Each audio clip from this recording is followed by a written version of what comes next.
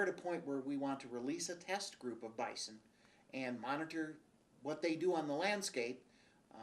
That will help us decide what kind of strategy to move forward with. The fate of more than 600 bison is still in question after being captured wandering north of Yellowstone National Park. The latest facts we have that the park has no plans to slaughter any of the captured bison. The bison were captured because they continually wandered north of the park in search of food. This was due to the harsh winter in the park. Without question, we had a very significant winter this year.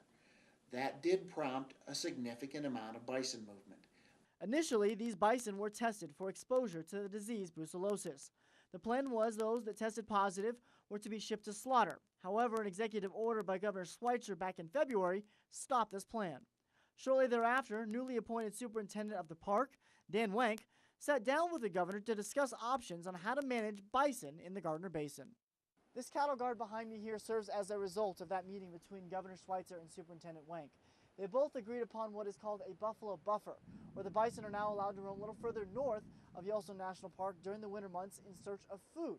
However, they're still restricted by this cattle guard as they work their way toward Yankee Jim Canyon.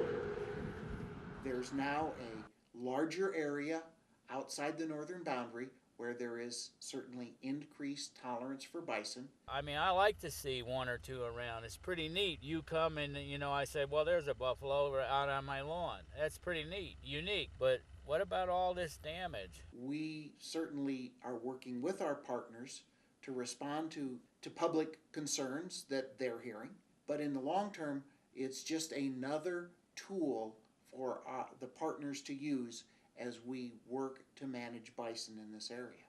While the governor's executive order expires on May 15th, it's the hope of the park to be able to release all of the captured bison back southward into the park after one of the snowiest winters on record.